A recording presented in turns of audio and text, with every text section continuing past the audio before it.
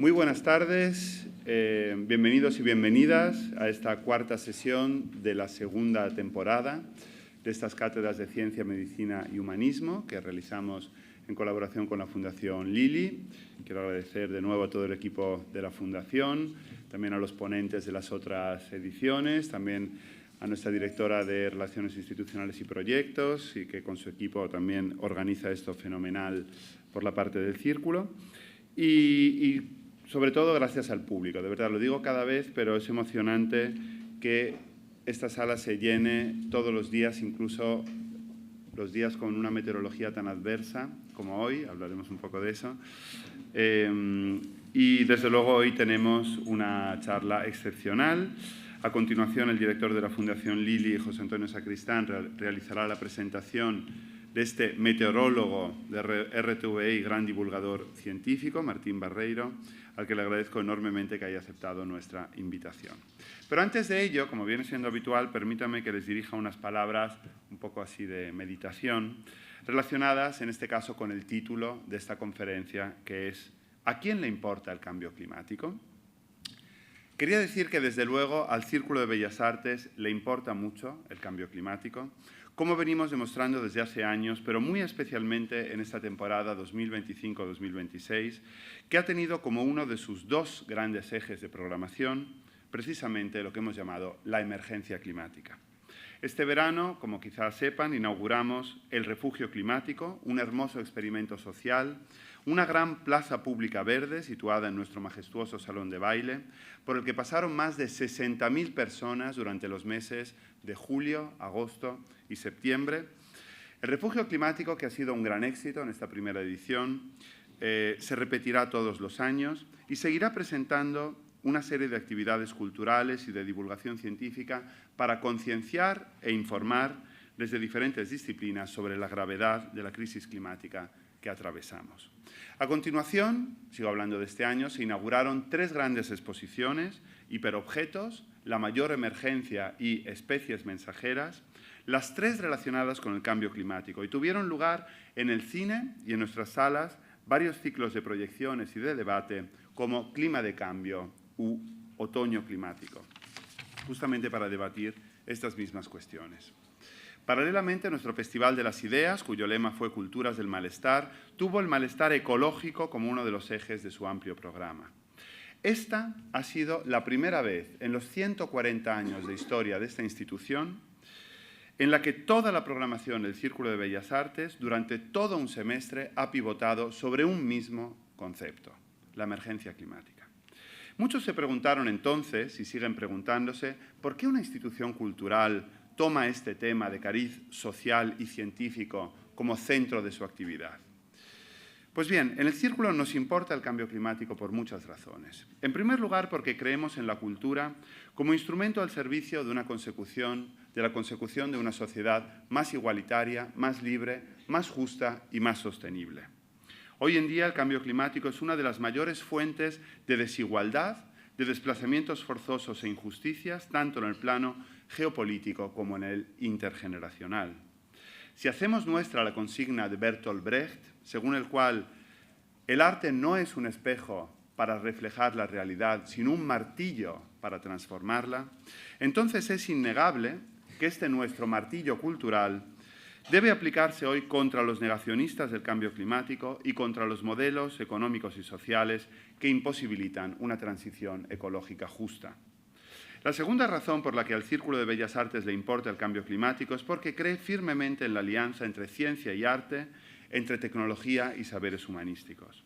Si esto vale en general, y en especial para este ciclo conjunto con la Fundación Lili, que es una buena prueba de ello, esta alianza es indispensable cuando se trata del cambio climático. La ciencia, desde hace décadas, aporta los datos que muestran el preocupante rumbo al que el comportamiento humano está llevando a nuestro planeta. Estos datos son fundamentales y por eso es preciso más que nunca financiar y apoyar la investigación y la divulgación científica. Y, sin embargo, por sí solos, los argumentos de la ciencia no son suficientes para transformar la conducta y la conciencia de los individuos. No movilizan los sentimientos y las pasiones, y cuando lo hacen, a menudo solo inciden en aquellas más negativas, como el miedo o la desesperanza. Frente a las narrativas colapsistas y catastrofistas, en el Círculo creemos fuertemente en la conocida frase de Raymond Williams: hay que hacer la esperanza posible y no la desesperación convincente. Y esa posibilidad esperanzadora, esa ilusión colectiva de poder frenar el cambio climático, muy probablemente solo pueda proceder de la cultura en todas sus disciplinas y manifestaciones. Por este motivo, ciencia y arte deben colaborar más activamente que nunca por trasladar a la población los datos y por transformar las conciencias y los hábitos. Es la única manera de revertir, o al menos frenar, el peligroso camino hacia el desastre que hemos emprendido.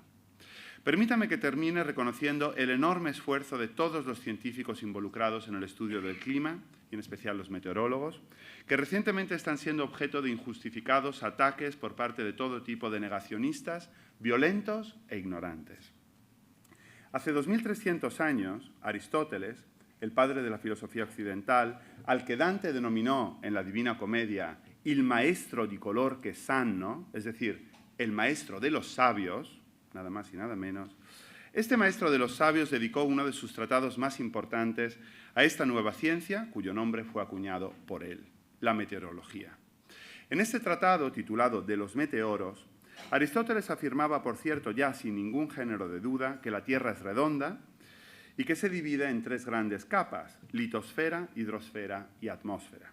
Pues bien, para este maestro de los que saben, para Aristóteles, la ciencia más difícil es la que se ocupa de esta última, de la atmósfera, es decir, la meteorología, que para él nacía de la unión de dos de los elementos básicos, el aire y el fuego. Perdonen mi osadía si me uno a Aristóteles para felicitar a los meteorólogos, como Martín Barreiro, por dominar esta ciencia tan difícil e importante. Los más sabios, según el maestro de los sabios. Me parece un título hermoso para denominar a personas como Martín, al que le agradezco sobre todo que, al igual que al Círculo de Bellas Artes, le importe, y mucho, el cambio climático. Muchas gracias.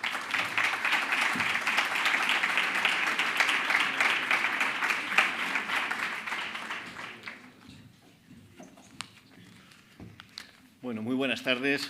En nombre de la Fundación Lili quiero empezar también dándoles la bienvenida y agradeciéndoles un día más que nos acompañen a este ciclo de Ciencia, Medicina y Humanismo. Gracias, Valerio, gracias al Círculo por esta colaboración tan fructífera. Y hoy nos toca hablar de ciencia, de cambio climático, que es hablar de ciencia fundamentalmente, ¿no? De un tema que yo creo que está de máxima actualidad, de triste actualidad, yo diría. De triste actualidad porque, como terminaba diciendo el director del Círculo de Bellas Artes, Valerio Rocco, es un objetivo continuo de los negacionistas en nuestra época.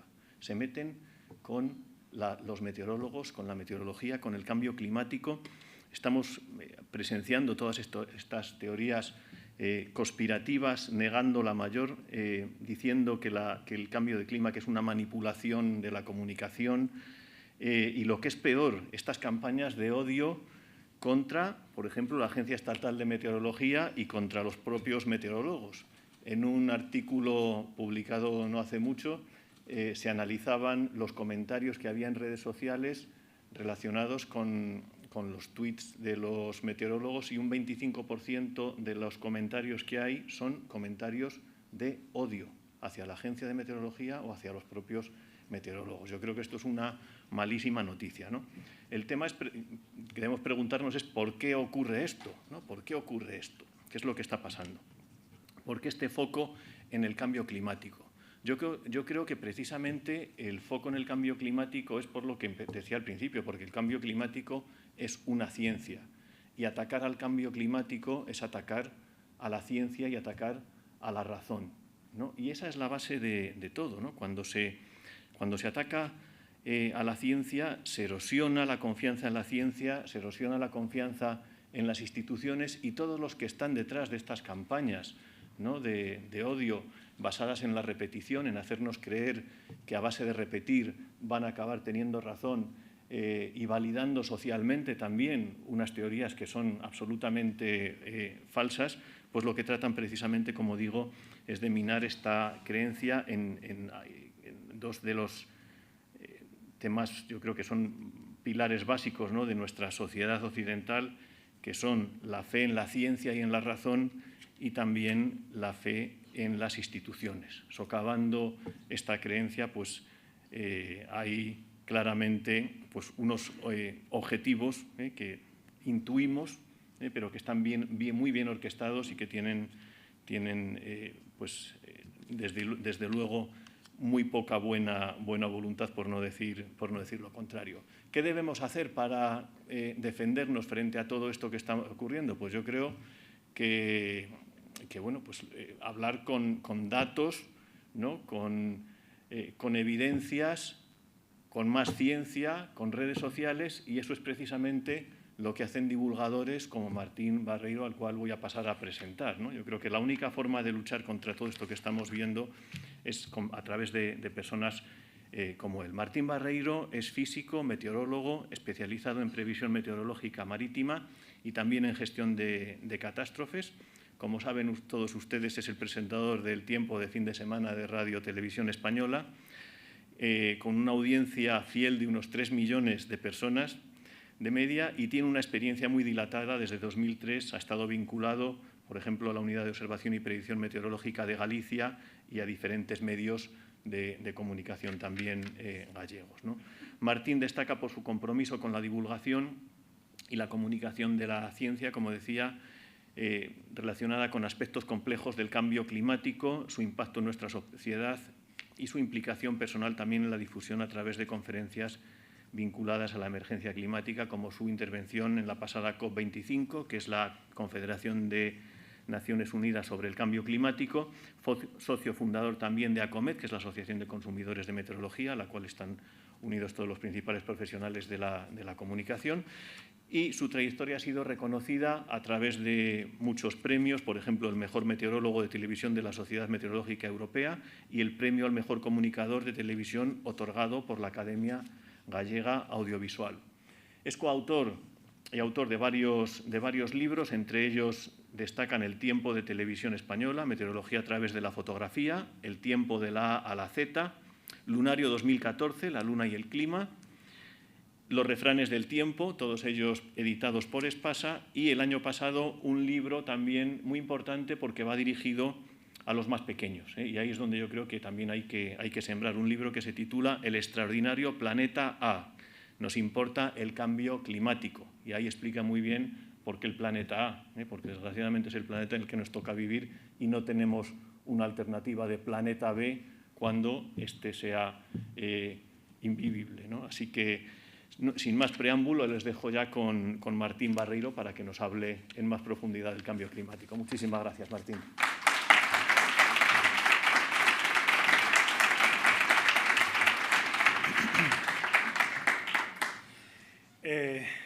Bueno, estoy abrumado por las presentaciones, espero estar a la altura.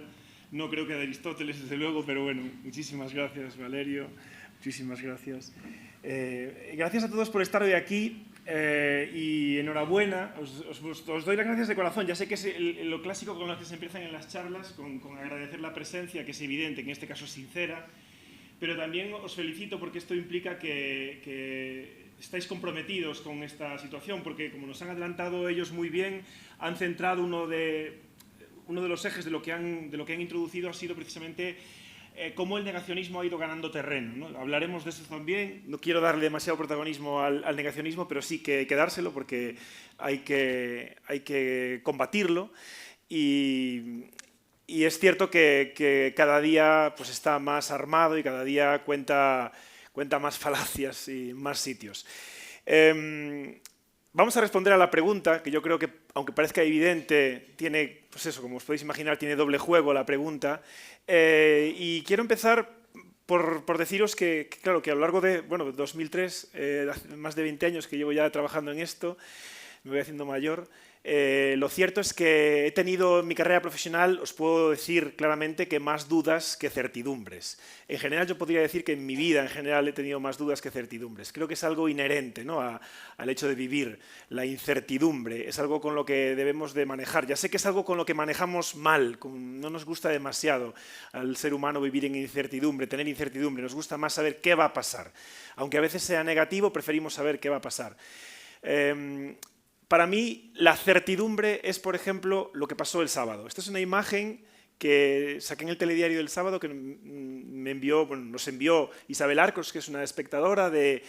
Esto es Sallén de Gállego, el Valle del Tena, en Huesca, y eso es la nevada del sábado. Yo me volví de allí precisamente el jueves, tengo grandes amigos ahí, bueno, me gusta esquiar y precisamente hoy por la mañana, antes de venir, me llamó Pedro Urrieta, que es el director de la escuela de la estación de esquí de Formigal. Es un señor de montaña de toda la vida, lleva dando clase a miles de niños esquiando y me dijo, pero si no nevó tanto, si no cayó casi nada. Y yo veo la imagen, ya veis que cada uno tenemos una perspectiva diferente, y veo blanco, venía de allí, y os puedo decir que estaba marroncito, toda esa zona de los infiernos, no es la zona más montañosa, pero no estaba, Lanuza no estaba con ese color blanquecino, el lago no estaba así. Para mí esto es una buena noticia, el hecho de que haya nevado, pero es cierto que el invierno ya no es lo que era. El invierno no nos trae tanto frío, que es el necesario para que la precipitación no sea líquida, porque sí que es cierto que llovió en el Pirineo mucho. Tienen bastante cantidad de agua este año, pero no tenían tanta nieve. Y bueno, para mí esto es la certidumbre, en donde me encuentro a gusto, en saber cosas que tienen que pasar en el momento en el que tienen que pasar. Y esto es lo que interpreta la IA, el ChatGPT, como incertidumbre. Lo cierto es que es curioso porque el ChatGPT tiene mucha información y pone cosas ahí muy curiosas que dices tú, ¿qué cosas todo? Pero en realidad es un batiburrillo de cosas. Si os fijáis, hay como espirales, como movimientos caóticos, hay una mariposa, a lo mejor os suena esa mariposa porque está ahí. Pero bueno, en realidad le dedico muy poco tiempo a la IA por dos motivos. Porque lo que ofrece el ChatGPT por ahora para nosotros en general es un poquito un batiburrillo de cosas y que es una herramienta poderosa. Y las ofrece un poco, pues eso, de esa manera un poco extraña. Esto sí, también me lo ha ofrecido la IA, pero con otros parámetros. Y esto sí que es una de las imágenes más bonitas de la física no lineal, que es la que estudiamos los meteorólogos, que es el atractor de Lorentz, que es un poco el origen de algo que a lo mejor os suena, que es el efecto mariposa. Eso de que el aleteo de una mariposa en Gran Vía puede producir un tifón, un ciclón en el Índico. Hay una probabilidad de que eso exista, porque la conexión atmosférica, el fluido atmosférico está conectado de manera que cualquier perturbación en cualquier lugar puede, si se dan las circunstancias adecuadas, desencadenar en algo en otro lugar muy distinto. Esto es una imagen, tendría que tener movimiento, pero bueno, me vais a disculpar, es el péndulo doble. Si os fijáis, hay dos cosas ahí, hay un péndulo rojo, una bolita roja que recorre parte de una circunferencia, y hay otro péndulo azul enganchado en esa bolita roja. Esto en movimiento describe una primera trayectoria, la roja, que se puede predecir, que es exacta, que es la del péndulo, y la otra, sin embargo, cambia, y además cambia en función desde donde se lance el segundo péndulo. Si lo movemos un poquito de nada, la trayectoria que describe es diametralmente opuesta, es el caos absoluto en comparación con la primera. Y fijaos que aquí solo hay dos variables, hay dos bolitas.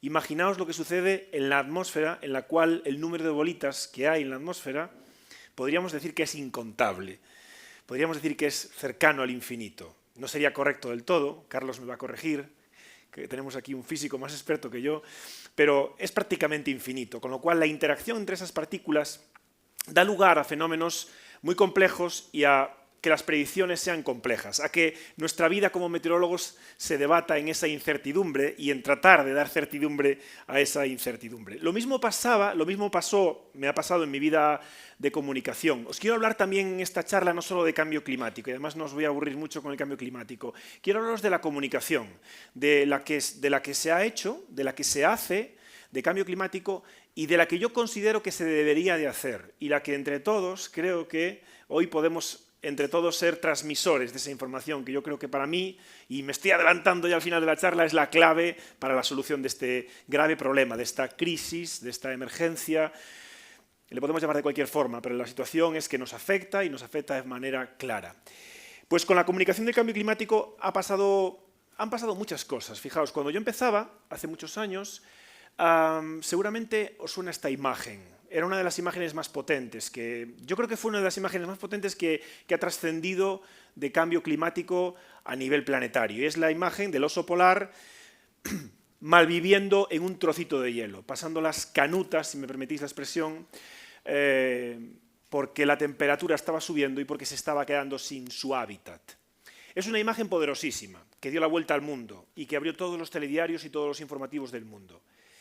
Pero al mismo tiempo, y como muchas cosas en la vida, tiene la cara B, y es que está muy lejos de casi todo el mundo.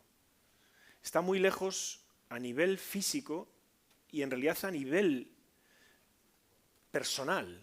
Es decir, a casi ninguno de nosotros, salvo porque nos puede dar pena ese oso, no tenemos ninguna relación personal con ese oso. Está muy lejos de nosotros. Y la comunicación ha de ser mucho más cercana para que sea efectiva. Ha de apelar a los sentimientos sin perder la razón. Y esto es lo que tenía esa comunicación, que nos acercó el problema y al mismo tiempo nos lo alejó muchísimo. Y eso se ve en las estadísticas que analizan cuánto se habla de cambio climático, cuánto es el interés en los medios de comunicación de cambio climático a lo largo de la historia. Las propias COPs han tenido esta misma parte. Las COP son las conferencias de las partes, ya hemos hablado de ellas, en las que se habla de cambio climático y se pone el cambio climático en el eje del discurso. Han sido muy criticadas y de hecho los negacionistas aprovechan para criticar que si van en avión, que si no sé qué, claro. Todo este tipo de cosas, de esas cherry picking, ¿no? Coger la que me interesa para decirla, hombre, claro que van en avión, no pueden cruzar el barco, el Atlántico en una canoa para venir a hablar de cambio climático, no sería operativo. Sería dar ejemplos, sí, pero no sería operativo, no llegarían. Pero el tema no es este, el tema está en que en esas conferencias se habla mucho de cambio climático y se levantan las expectativas mucho, pero de repente a veces no se conseguía ratificaciones, no se conseguía llegar a acuerdos. Se está consiguiendo, ya lo sabéis que a duras penas, todas las COPs nos dejan una parte muy amarga, la anterior, la última ha sido especialmente amarga y en algunos años pues lo fue más todavía y eso hacía todavía que se alejase más la problemática del cambio climático a la población. Para nosotros también había otra parte que tiene que ver con eso de que en realidad el enemigo a veces está en casa, ¿no? Yo soy científico, me dediqué muy poco tiempo a la investigación, un par de años, porque luego ya enseguida empecé a trabajar en comunicación. Entonces me considero que he aprendido el método y sé cómo hay que hacer las cosas, lo escrupuloso que hay que ser a la hora de investigar, lo escrupuloso que hay que ser con todo lo que se hace a la hora de publicar un artículo, etcétera, etcétera.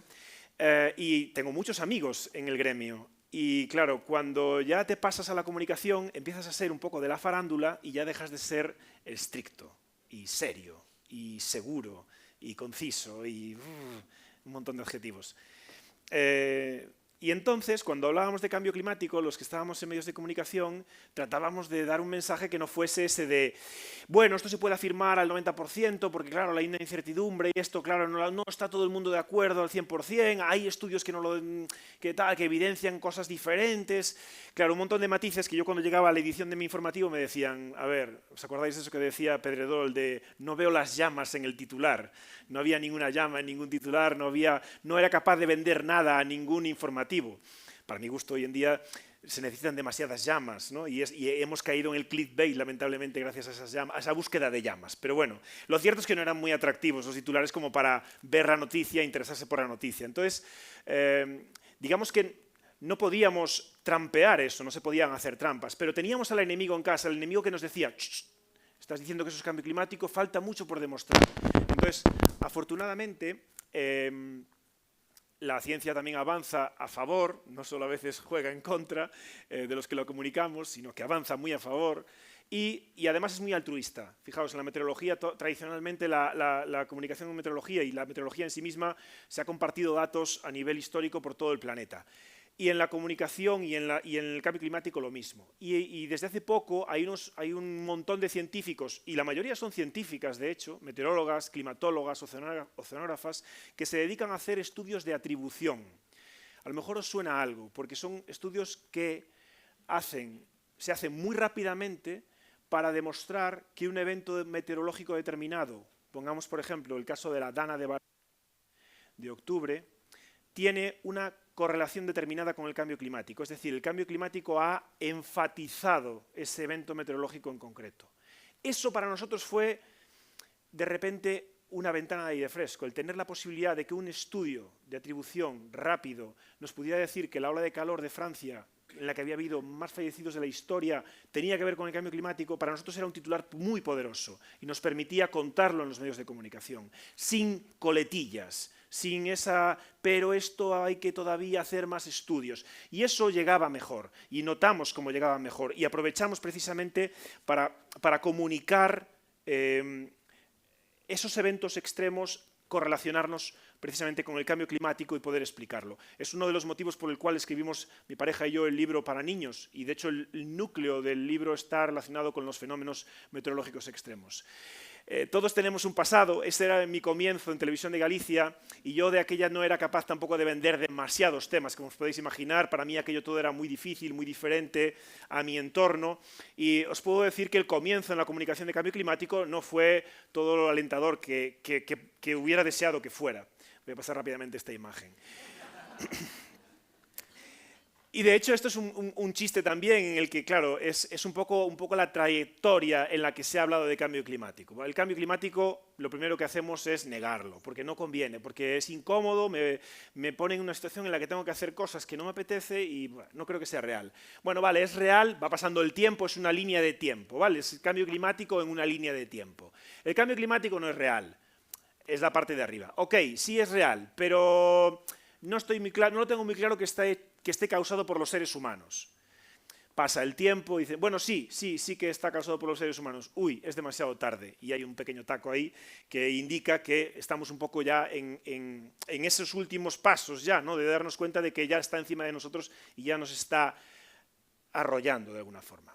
Pero también es cierto que en la comunicación, como os decía, no debemos de ser excesivamente catastrofistas, colapsistas, porque claro, eso es algo que no llama precisamente a la acción, llama a la desesperación y a veces al abandonarnos a, bueno, pues para lo que me queda, ¿no? Pues voy a vivir como sea. Pues tampoco es eso lo que queremos, porque eso no nos conduce a nada positivo en realidad. A veces me hacen preguntas en medios de comunicación, me dicen, ¿tú crees que hay solución para el cambio climático? Y la respuesta es que es evidente, es en plan, es que si no la hay, ¿qué hacemos?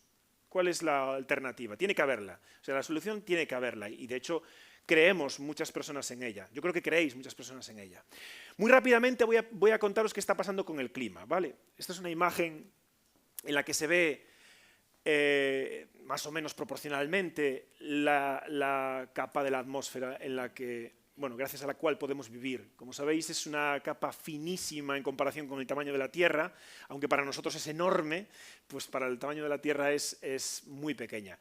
El clima está cambiando y os quiero explicar por qué muy rápidamente, por si necesitamos debatirlo, ya tener algunas herramientas para contarlo con seguridad y con tranquilidad. 2024 ha sido el año más cálido jamás registrado. No solo desde que hay registros, desde que existe la humanidad, ¿vale? Que no os digan el óptimo medieval, no. Es la temperatura más alta jamás registrada. Es el momento en el que tenemos los valores más elevados en todo el planeta. De hecho, se ha superado ya ese umbral, que era uno de los umbrales que habíamos puesto en la ciencia, entre todos. Habíamos trazado una línea en la arena por la cual no podíamos pasar. Bueno, pues ya empezamos a pasar. No significa que vayamos a estar a 1,5 los próximos años. Puede bajar, porque esto es una media. Pero el año pasado lo cierto es que ya superamos por primera vez ese umbral. ¿Cuál es el motivo de todo esto? Si os fijáis, he vuelto a utilizar la IA, pero esto lo he hecho por una cuestión de protección, porque he querido poner los malos de Star Wars y por si acaso había un tema de royalties o algo, no vaya a ser que nos metan en un problema a mí y al círculo, he elegido he elegido falsos de Star Wars. Pero imaginaos que son los malos de Star Wars, imaginaros que está Darth Vader ahí, uno de ellos, Darth Vader en concreto. Para los que no sepáis qué es Star Wars o qué es Darth Vader, pues es un señor muy malo de una galaxia muy lejana, de un momento muy remoto, que no era malo al principio, porque era Anakin Skywalker, y es ese CO2 el que os hablo, ¿vale? Anakin era un chaval rubio, majete, pero que la vida lo fue llevando por un lugar malo. En el caso del CO2 lo he encontrado una analogía maravillosa porque, claro, el CO2 en realidad es necesario que esté en la atmósfera. Los gases de efecto invernadero en general son necesarios para el normal funcionamiento de la atmósfera que nos ha traído aquí.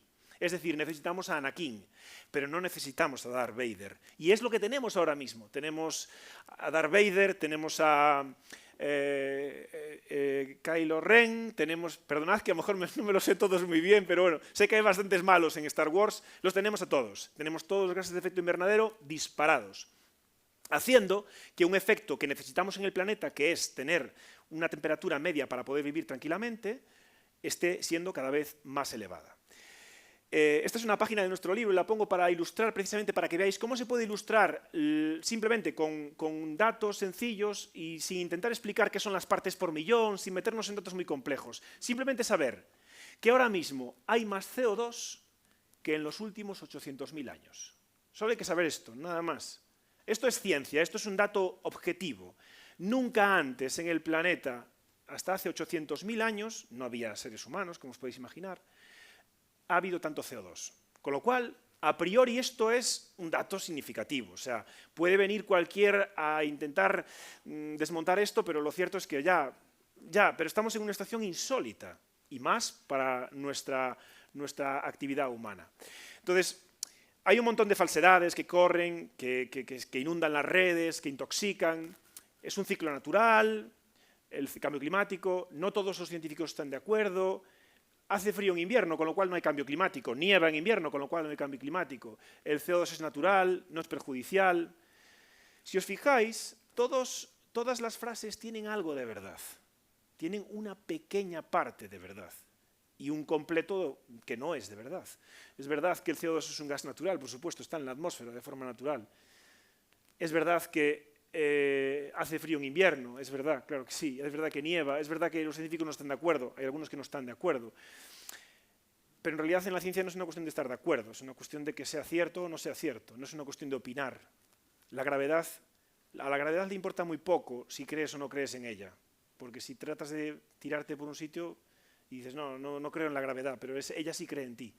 Entonces, en realidad, estas mentiras o el negacionismo se basa muchas veces en el negacionismo ilustrado, un poco más ilustrado porque hay muchas gamas de negacionismo.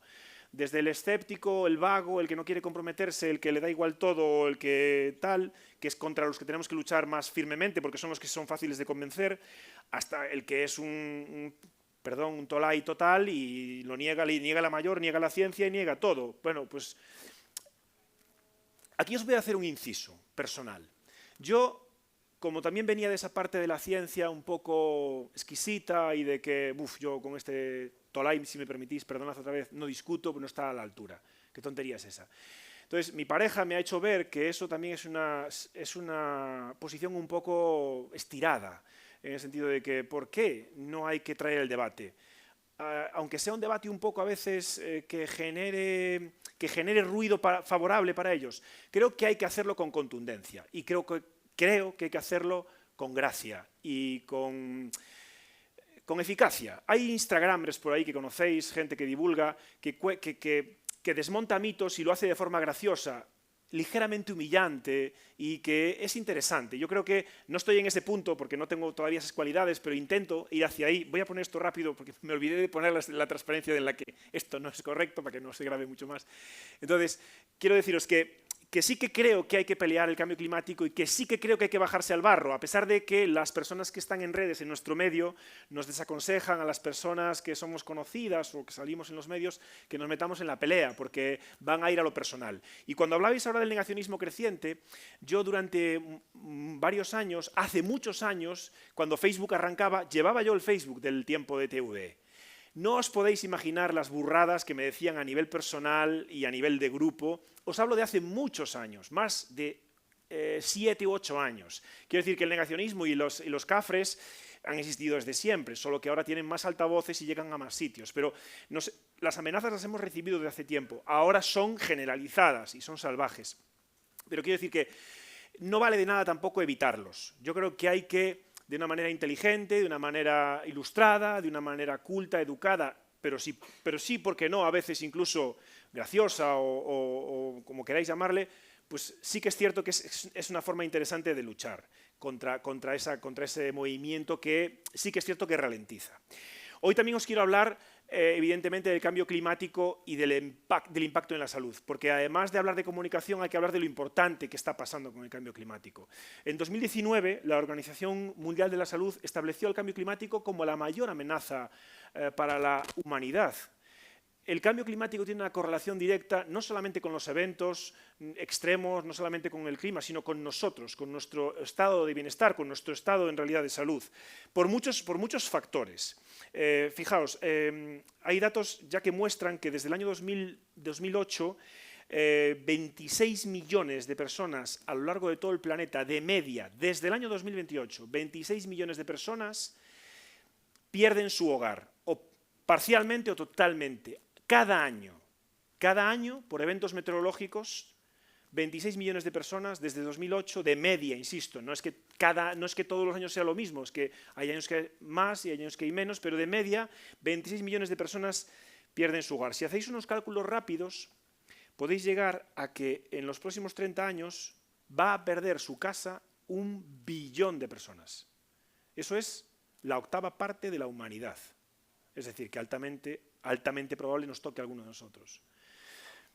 El cambio climático son estos datos, son algo a lo que nos enfrentamos y que ya nos afecta, algo que creíamos que era o que deseábamos que fuera en el futuro, al menos para no tenerlo tan cerca, está siendo ya. ¿Cómo nos afecta en la salud humana? De muchas maneras. Por ejemplo, con enfermedades transmitidas por vectores. Evidentemente no es mi campo de conocimiento pero hay el hecho de que el clima esté cambiando, el hecho de que las temperaturas cambien, de que la humedad sea más elevada, favorece a vectores como mosquito, en este caso es el dengue, el que os he puesto ahí, se expandan a sitios donde no se expandían antes. Hay mosquitos ya de origen tropical en el sur de España en primavera y verano. El hecho de que las temperaturas y de que el verano crezca permite que esas especies crezcan y se extiendan geográficamente y temporalmente.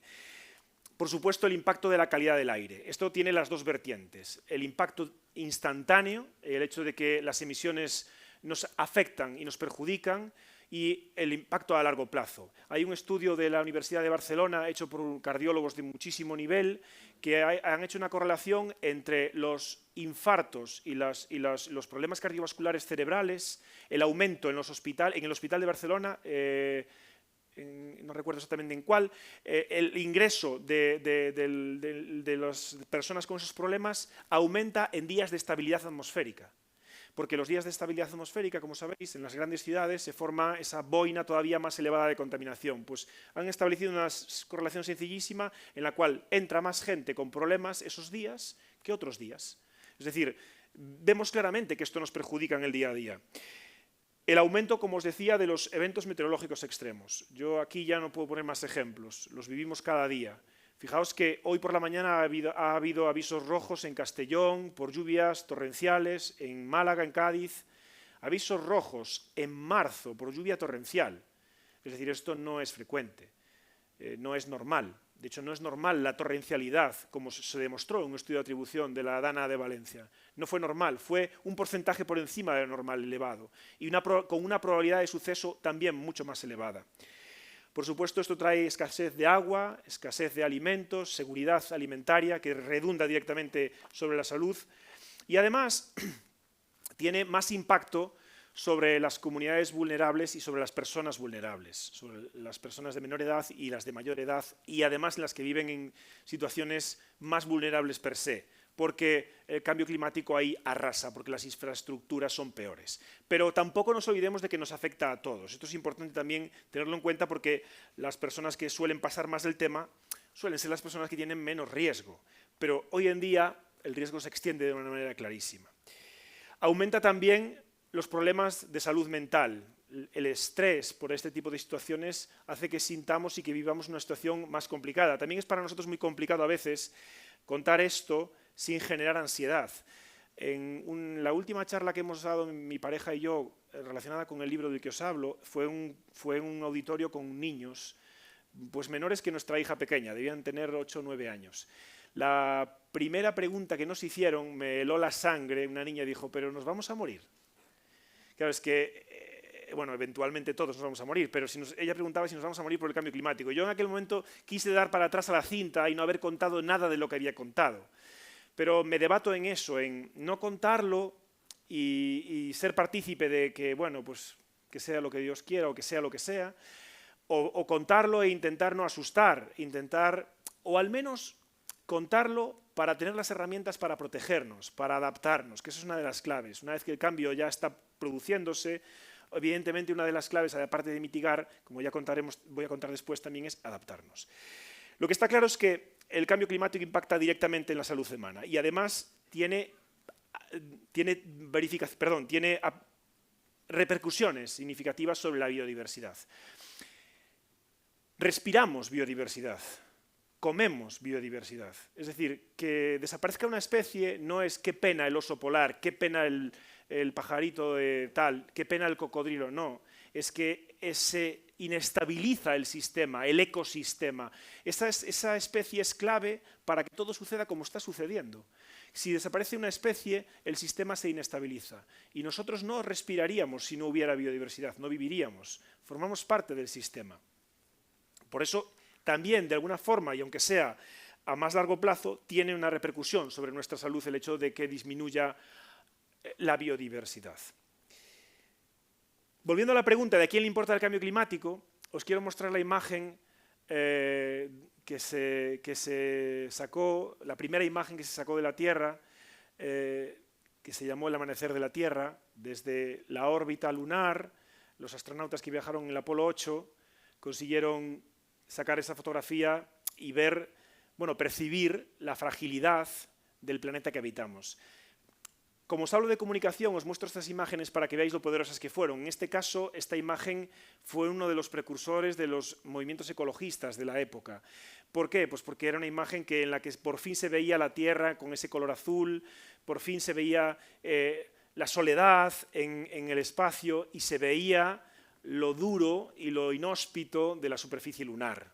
Entonces, es una imagen muy representativa en la que creo que es clave cómo contamos las cosas y cuándo las contamos y con qué elementos contamos las cosas para trasladar esa información. También es cierto que no podemos, como os decía antes, llevarlo al pánico, que el incendio no nos permita ver que hay soluciones. Porque es muy fácil caer en estas afirmaciones. No es culpa mía, ya se arreglará, porque la negación es una de las primeras fases ante un problema. Después pues está la desesperación que nos abruma, ¿no? Que es demasiado grande, yo esto no lo puedo solucionar solo, es imposible que yo consiga hacer algo. No son lugares comunes, la negación y la desesperación, pero al final confluyen en el mismo, en la inacción, en el que no tomamos decisiones. Y eso nos puede hacer sentir incapaces de tomar esas soluciones. Solo soy uno entre 8.000 millones de personas. ¿Qué va a suponer que yo haga una cosa o que yo haga otra? Soy demasiado pequeño para crear una diferencia. No conozco, no tengo los conocimientos necesarios para solucionar el problema. El sistema va hacia un sitio y yo opino una cosa totalmente lo contraria, me va a arrasar el sistema. Fijaos que todas las afirmaciones, en el fondo, tienen algo de verdad. Tienen algo de verdad, algo que nos puede frenar. Pero en realidad, todas esas afirmaciones también se les puede dar la vuelta, porque soy una persona entre 8.000 millones, pero si todos hacemos lo mismo, en realidad el problema se soluciona mañana.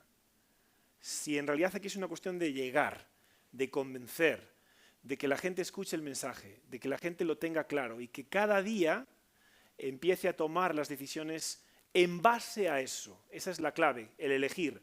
No se trata de que unos pocos lo hagamos perfecto, no me considero que soy de los que lo hago perfecto, no me podría ni siquiera incluir ahí, no soy de ese pequeño grupo, pero sí que está claro que se solucionaría si todos lo hiciésemos un poco mejor.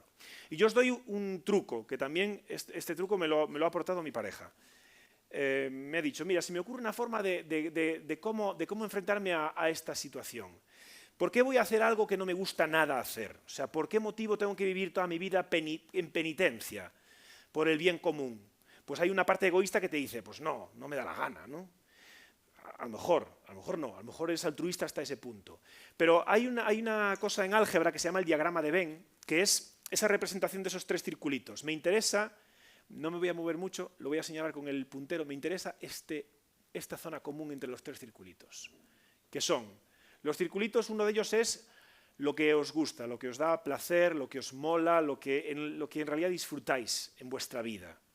La otro, en lo que sois buenos, en lo que tenéis una formación, en lo que destacáis, que a veces no son lo mismo, a veces sí. Con lo cual se amplía ahí, el diagrama de Venn crece. Y lo que mi entorno cercano, mi familia, mi barrio, mi edificio, mi calle, mi ciudad, necesita. Porque la acción, vamos a tratar de que sea cercana, porque si es una acción lejana, pues se nos diluye. Pues en ese medio hay algo seguro que se puede hacer.